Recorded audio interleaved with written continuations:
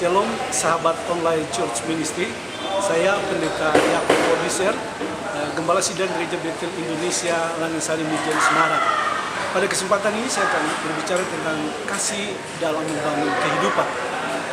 Kasih seringkali kita mendefinisikan dengan berbagai arti. Ada orang mendefinisikan kasih itu dengan berbagai cara.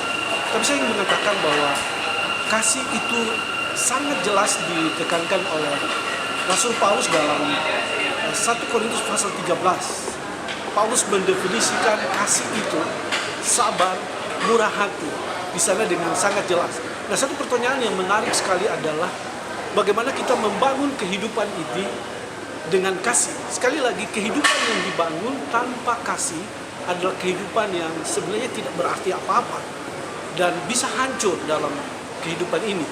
Tapi kehidupan ini harus dibangun dengan satu sistem, satu nilai yang kuat sekali, yaitu kasih. Pertanyaannya adalah bagaimana kita membangun di dalam kasih itu. Hal yang pertama, kita harus paham bahwa kasih itu, Alkitab memberi batasan. Kasih itu sabar, kasih itu murah hati.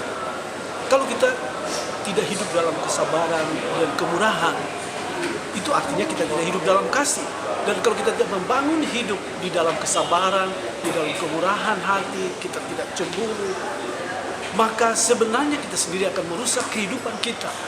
Sebab itu hal esensi dalam membangun kehidupan itu sendiri dengan kasih, yaitu tidak cemburu.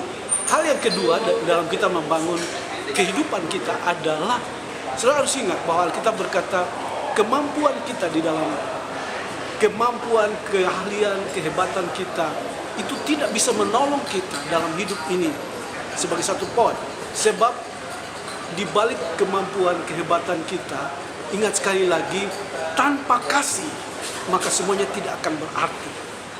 Memang kita perlu skill, kita perlu kehebatan, kita perlu kemampuan, tapi itu harus didasari dengan kasih. Ada banyak orang hebat, ada banyak orang pintar, ada banyak orang punya kemampuan, tapi mereka tidak mempunyai kasih, maka membuat hidup menjadi tidak berarti.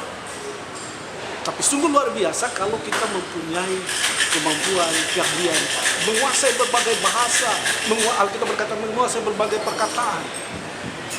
Kalau itu tanpa kasih, apalah artinya, kata Alkitab.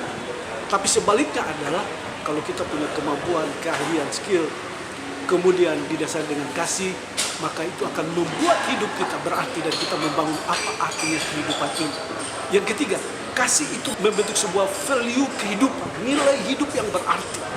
Apa artinya kita memiliki segala dan kita tidak punya kasih, esensi kasih dalam hidup ini. Kasih membuat kita menghargai arti hidup ini. Ada 3 hal yang saya sampaikan berkaitan dengan kasih. Saya kira dengan beberapa hal ini bisa menjadi berkat buat kita semua. Shalom, Tuhan Yesus memberkati.